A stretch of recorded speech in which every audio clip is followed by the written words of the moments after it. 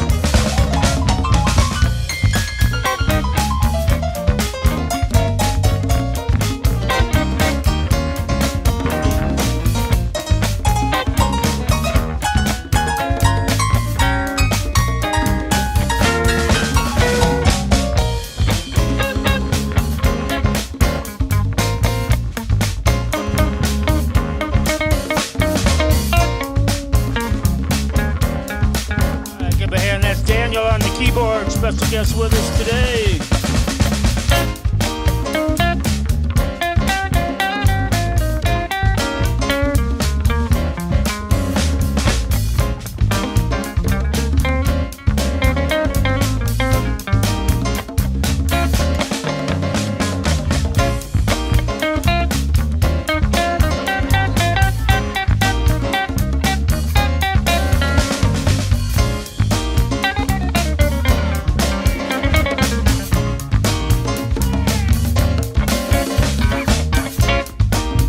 Bit of conga right now, a little bit of conga.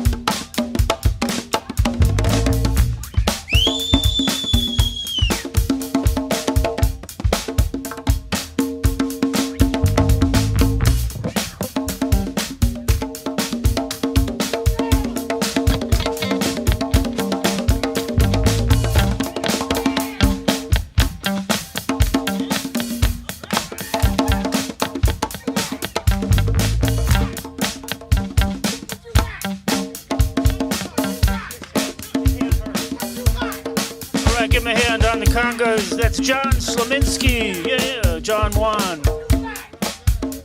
Let me give the drummer some. Give the drummer some.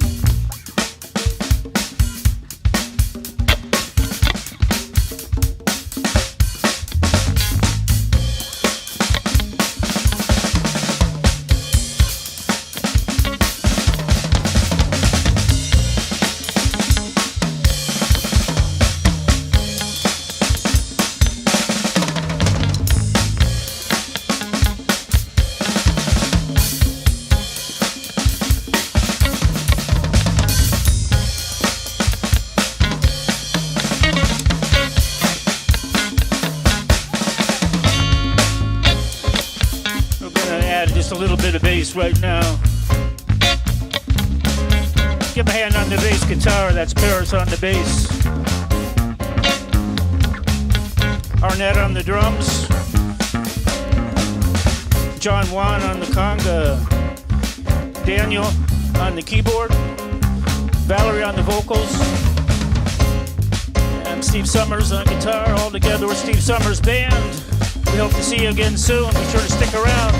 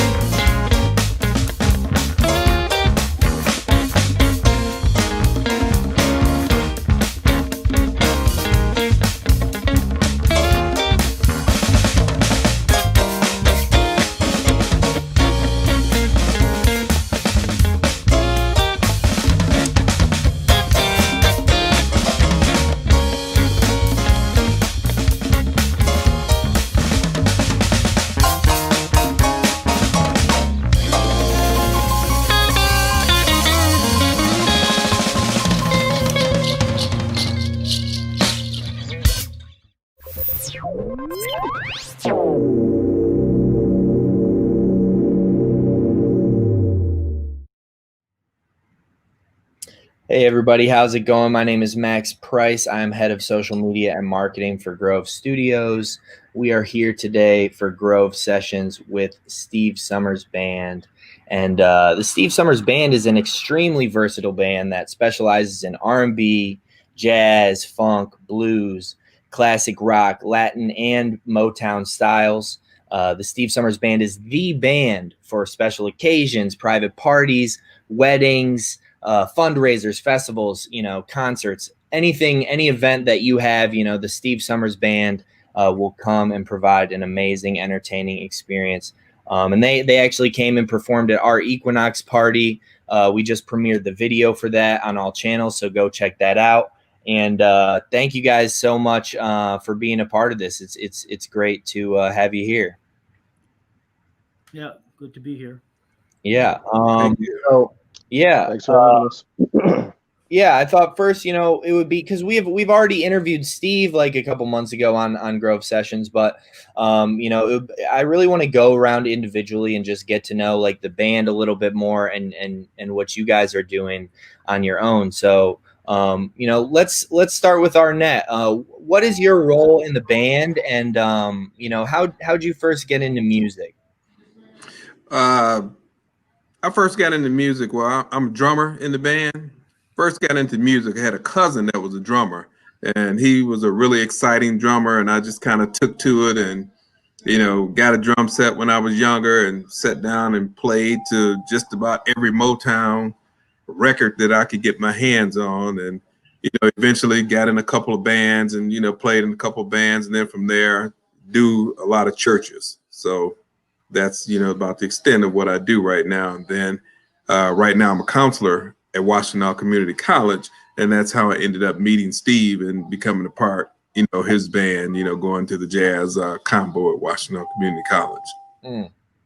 That's awesome. You play drums for the churches that you play for?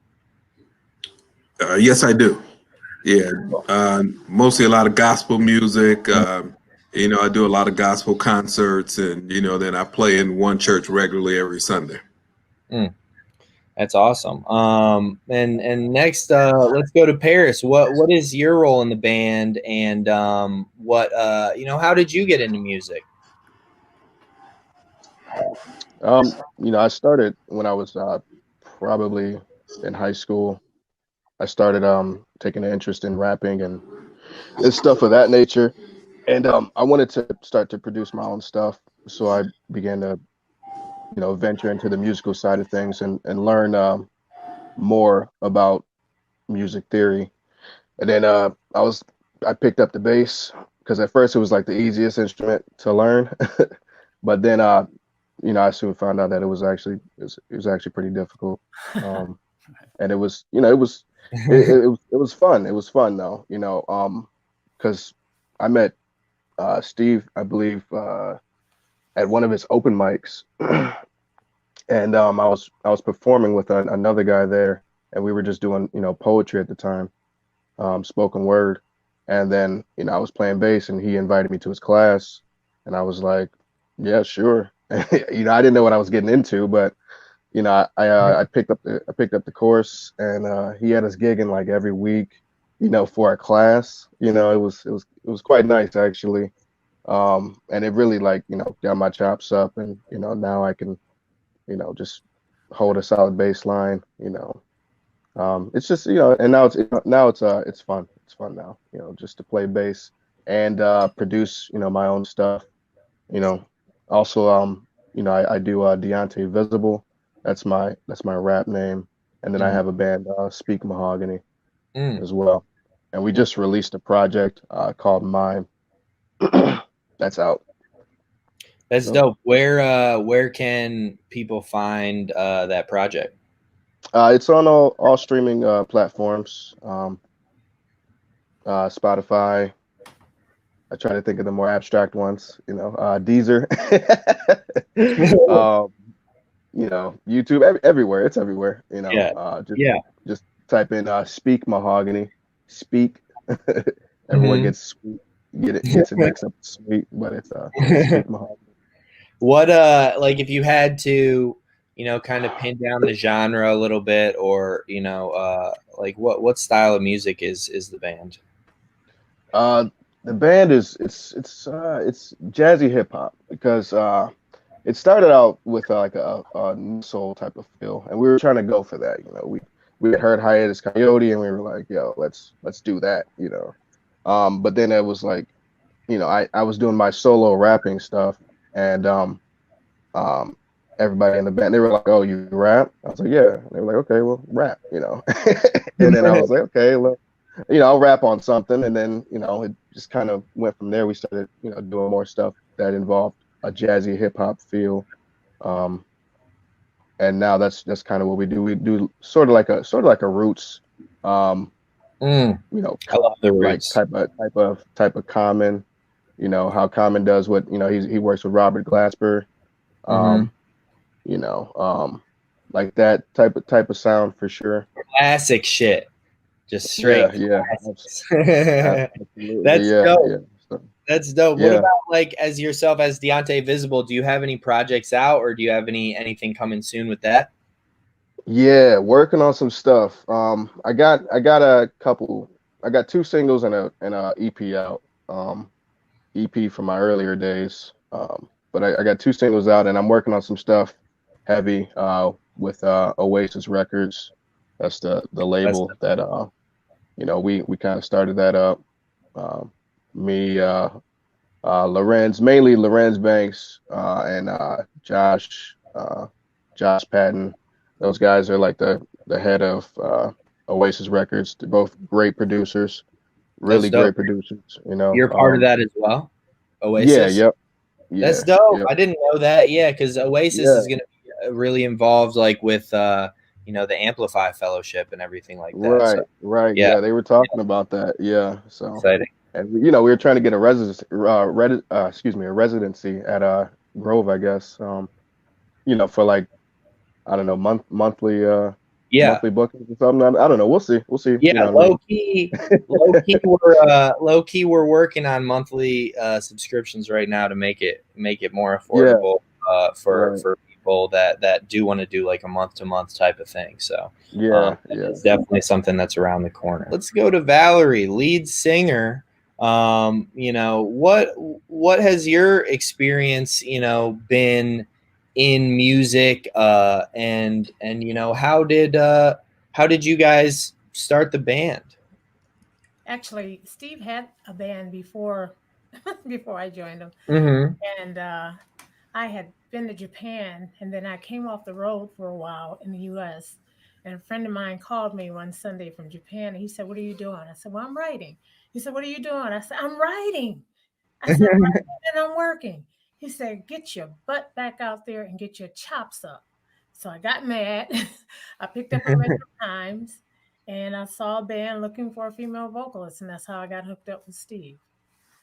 You know, Wow, Yep, been working with him for a while, and also have a band that Steve works in, also Foundation of Funk, and also have a individual project. I have a couple of new songs on Spotify and iTunes. A couple of them out right now, and I'm going to be putting a few more out a little bit later. very cool. And you said you went to Japan for a little bit. Yeah, actually, that was my first job. I had gone to Michigan Christian College, and the bass player, he said, "Val, there's a band looking for a female vocalist." And so I auditioned in Ripley, Ohio, and I got the job. And my first official job after training in Ripley, Ohio, we went to Tokyo, Japan, and stayed over there 4 or 5 months or so, and then went back a couple of times as well. That's awesome. What was the your experience like over there? Like, how is it different than the music industry over here, or similar? Completely different. Now they love American music. They love American artists. At that time, I hadn't been really doing originals, but I was starting to write over there.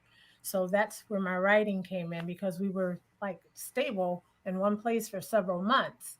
But they love to hear all the cover songs that are out in whatever era when you're there. They love it. And the people were nice and they were friendly, and one thing a musician loves about that playing there, they love to tip the musicians, and I mean nicely, So it's a real advantage.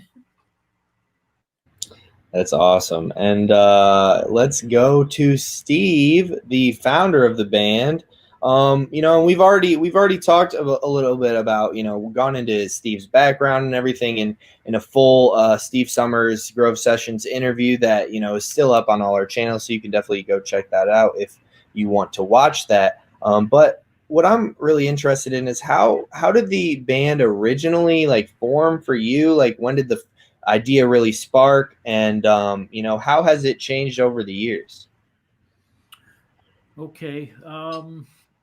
Well, Steve Summers' band started really locally in probably the early 90s, where I had, during the 80s, I was just like playing with other bands, and really not that interested in being a band leader because I did have my own band out in California in the late 70s.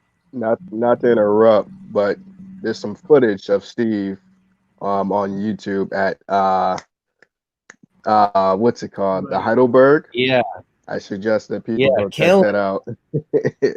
from back in the killing day. it. Yeah. He was killing it. And then also on TV, you guys like went on TV as well too, right? On I think Channel I saw a 2. clip of that. Yeah, that was back in the 90s. Yeah, how did that come about?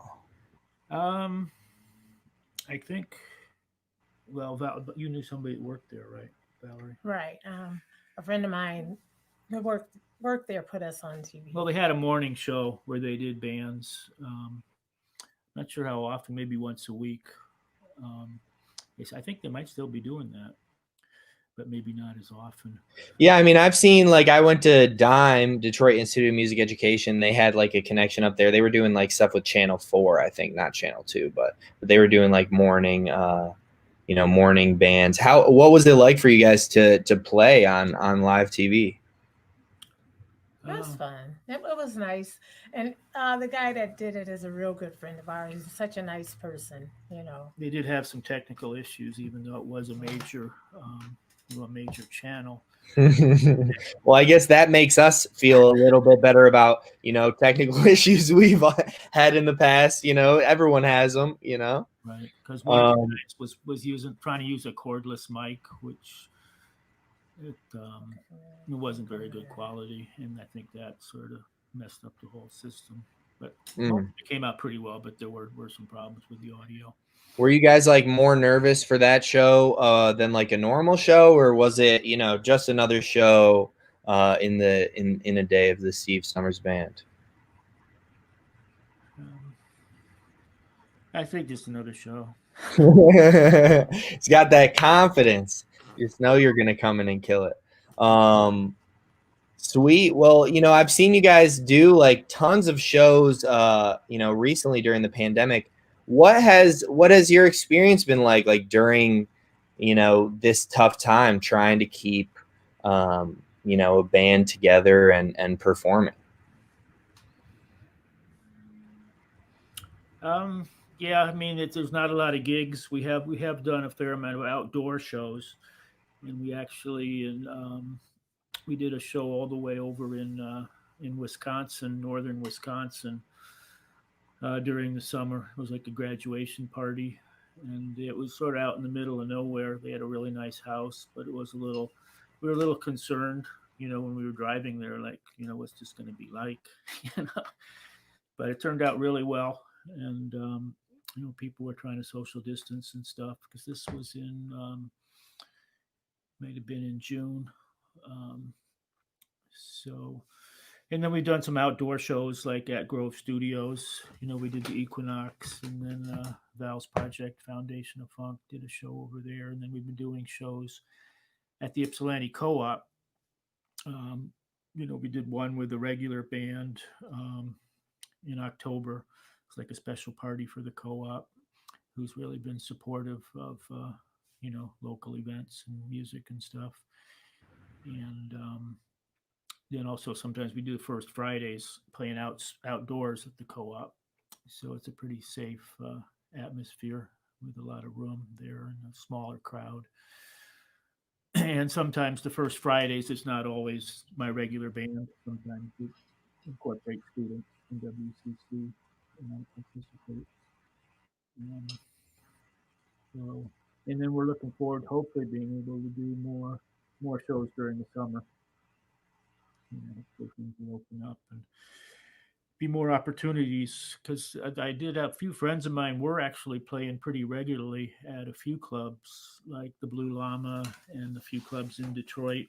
Cliff Bells were starting to run music pretty regularly, and then just recently all those were canceled. So some of the musicians are probably a little bummed out about that, but we don't really do many club gigs anymore. It's just more sticking to the outdoor stuff. Right. Yeah. But I mean, man, you guys have done, I don't know, 5 to 10 outdoor gigs at least, like, this summer. And that's really awesome. I love to see, you guys being innovative and just, getting out there. And I've seen, you guys have gone crazy online too. You guys have probably gotten, 10, 20,000 views online, this summer at least of your guys' performances, which it's just awesome to see, you guys pushing through, and staying safe too, not just, you know, being silly and just doing, you know, going to 100-person shows at clubs and stuff, which, you know, you got to make money, but you guys are staying safe, staying outside, you know, and keeping the buzz up for what you guys are doing, which is really dope. What you mentioned WCC, like what classes, what do you teach at WCC? And, you know, what you also teach lessons as well, correct? Yeah. Well, at the WCC, teach a basic guitar class and also the jazz combo class, which are both online now. And then sometimes, you know, like Paris was with the jazz combo class, took it probably 3 or 4 times, and he was a big help. Damn, And then, yeah, learned a lot of times. Yeah. Did you fail him every single? He just had to keep taking it over and over again. Yeah, that's exactly what happened, man. I had to get my chops up, yo. Yeah, That I had can to be a get in the problem. shed and Yeah, they won't let. Yeah, I think they'll let the people, because we have a 105 and a 106 class, which are basically the same class. So they allow students to take 105 and 106 and then repeat them again. But then they start giving them a problem because, you know, they say you got an A every time, so why are you taking it again? yeah, Why do you want to take this Set up class? very well for a band all right. class. Yeah, it was Yeah. it was you know, that was a great experience. Personally, definitely. I mean, I'm sure everybody involved had a great experience, but yeah, it was you know, it was cool. It was, Yeah. you On know, your like we were just, student end, like what was that? Like what was his class like? What was the experience like? You know? it was it was definitely, you know, a learning experience because it was more so than just like him telling us, you know, um or him showing us music theory and us, you know, actually playing with other people. You know, it was just like when you play with other people, you know, you get a feel for how other people play. So it's you know, it's that's definitely something that should be like, I guess it's experience over like book knowledge, I would say. And like definitely like the fact that he was just throwing these gigs, you know, at us, like relentlessly. That was like his class. It was like the gigs and then learn a song gig. You know, it was like we were at Baker's Keyboard Lounge, you know, in Detroit. I was like, wow, this is kind of a big deal, you know, just Yeah. to be there, you know. A lot of, Yeah. you know, Just for a great legends class, played there. bro. Yeah, Yeah, a lot so of you know, creative event opportunities. Although it's different now because Yeah. it's online now. So, but right, right. still similar. We're doing more recording projects where people send in solos, and I send them a track to start with. And then we build it up, and then able to mix down songs in my studio, and it's a good way to learn too. Um, 'cause Yeah, that's awesome. And I think I mean, that's awesome that you were, you know, giving your students these opportunities for these gigs, because that's a lot of, you know, getting gigs in the music industry, no matter what your role is about showing that you've done it before, showing, you know, having that experience in your past. So being able to like give that experience to your students while you're teaching them, and also, you know, giving them a little bit of a resume to be able to go out into the world with, I think that's super dope. Where can we find music from Steve Summers Band? Is there music from the band online? But besides like your live videos and stuff that you guys have done, like recorded? um, let's see. Well, there's that one song on your website, right? So StephenHSummers.com. You guys have Love Me Now on there. Is that like a Steve Summers Band song, or is that Or is it I a Believe? different one? Yeah, that's the song that Val wrote, but that we do with the band. Yeah. And then the song I Believe is one that we wrote together Yeah. that we've been doing. And then Val has a new song too called It's Raining with more of a Latin feel. Yeah. Oh yeah. Oh my God. It's right. You played that at the Equinox party, right? Did you guys play that song? Right. Yeah. I love that track. I think I was listening to that and I was really blown away with that performance. I'm honestly like blown absolutely blown away with the music that you guys write together. I mean, it's incredible. What is your guys' normal process for writing music? Like, do you guys write separately and come together, or do you guys like work in the same room, or how does that work? As a band, it's pretty separate, and then bring the ideas together on stage. And I mean, there's some songs that we've like I Believe and a few others we've worked on together. And then originally I did all the arranging for the horn parts um, for the actually for both bands, Steve Summers' band and Val's project, Foundation of Funk. Um, and I've been doing a lot of solo. Like the new album I released is a solo album, just solo classical guitar. Yeah, talk about that a little bit. When did you write all those songs this year? What was the process like for that project? Yeah, for the solo project for the classical guitar, yeah, it's all compositions from basically 2020. So during the last year, um, I wrote like 3 modern classical sonatas with some jazz influence, and there's a couple extra tracks on there too. So I've been, with the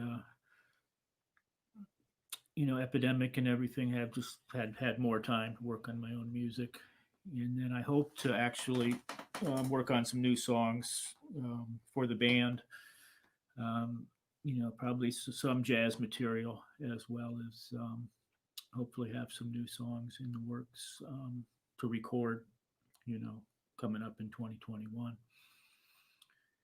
And Very cool. because yeah, usually, but especially for the jazz songs, I mean, I'll basically write the song, and then because with jazz you have a chord progression, you have a melody, and you have solos, and then so we have a basic chart, sort of like a roadmap, and then when we come together as a group, everybody inputs their own ideas into the song for jazz, and then it's probably somewhat similar for songs vocals too, where Val will come up with an idea for the vocals, and then Well, I usually actually write the song and then I bring it to them and they play it, and then, Hmm.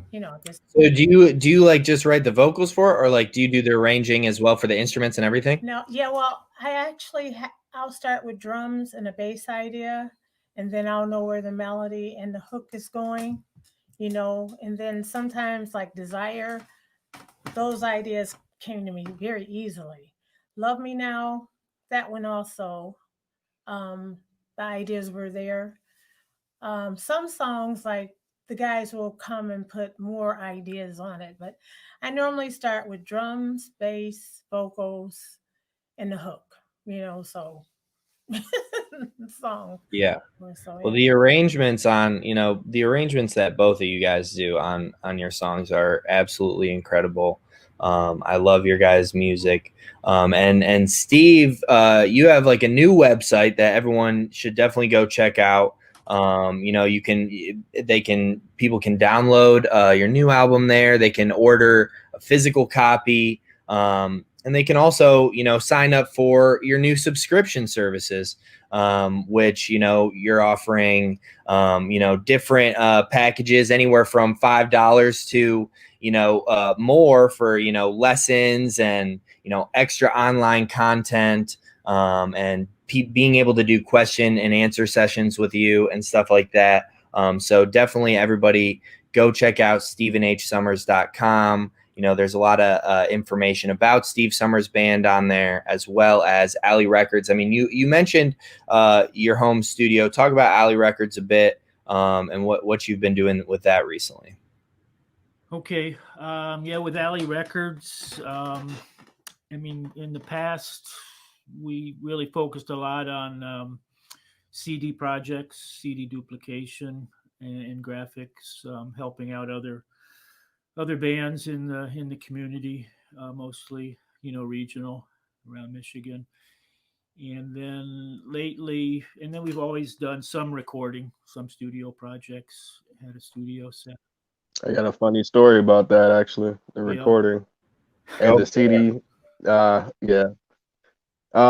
So when when I was doing my first EP, I was trying to get some studio time, and I didn't know where I could get it. And Steve, I was in his when I was in his class, I was trying to get some studio time, and he told me he had Alley Records, recording studio in his home.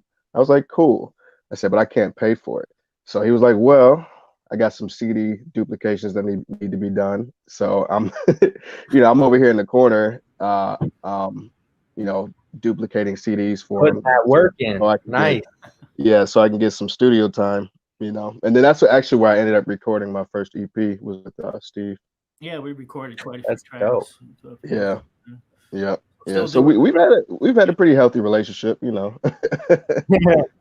of a trade-off. Yeah, you guys have done a lot. That's awesome that you let him do that, because that's one of the hardest things as an up and coming artist, especially starting off like your first project. Like, okay, so now I have to come up with $2,000 to record my album. Great, you know what I mean? Like that's gonna be easy, So no, that's dope that you found a way, and that Steve, you allowed him to do that. But that's what we do. We find a way, we make it happen. You know what I mean? Because you got to put that music out somehow. And that's dope. I gotta check that out. So any hip hop artists out there, Alley Records will get your recording done. And you also do like mixing, mixing and mastering too, right? Yeah, I've been working with a guy I've known for a long time, Brian Perrone. He's been doing quite a bit recently, his own songs. And what he'll do is he'll often send in, he'll email me a track with his piano parts for the song he wrote and vocals. And then most recently, sometimes I add guitars and bass. But most recently, I've been adding a bass part and then sometimes a guitar part, and then mix it down and master it for him. So he's just in the process of releasing a couple songs, and then he also we add drums usually in my studio because he doesn't have the equipment or the space to do drums at his. Yeah, I saw that video. Of him laying down those drums. That went off pretty crazy online. That was dope. So that's cool. So you have the ability to lay down drums and vocals, and basically anything that someone would want to record. As far as full, can you do like full band recordings? Yeah, I've done some full band. We have to move things around a little bit, but I've done some cool full band stuff for smaller groups. Another project. We did one thing there with Emery. It was like me, Emery Kimball, Mike Harrington, and Billy Harrington. That was a while ago, but we did something there, like with a 4-piece. Right. Yeah. Sax, bass, drums, and guitar. What was that? There's a fair amount of space if you move stuff around to right. make room for it. Very cool. Do more of that, during the next year or so. It's more just recording projects because there's still probably going to not be that many gigs or shows, at least for a while. Yeah, for sure. Well, what's coming next for Steve Summers Band? It's the winter. Time to hibernate a little bit. Not doing outdoor gigs in the snow, I assume. But what's coming next for you guys? Any plans? Hope to write come up with some new songs, new material. For that, a lot of groups are working on some new material. Yeah.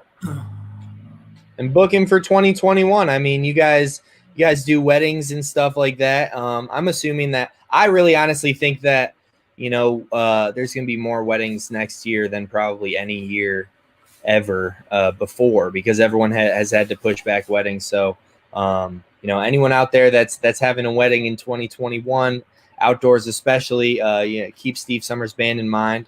I really appreciate you guys coming on here. I really appreciate you guys doing, coming and performing at the Equinox party. Your guys' performance was absolutely amazing. Every time I see you guys perform, whether it's, the food co-op or Grove Studios or, online, it's always really amazing and really quality. So thank you guys for taking your time out of your day to do this interview with us. And thanks everybody for watching. Yeah, thank you. Thank you. Thanks for having us. Yeah, no problem. Probably see you again soon. Actually. Yeah, we'll definitely see all you guys, again soon, whether it's, around Grove or online or whatever. So thank you guys again, and Grove Sessions is out. Peace, everybody. Okay. Thanks again.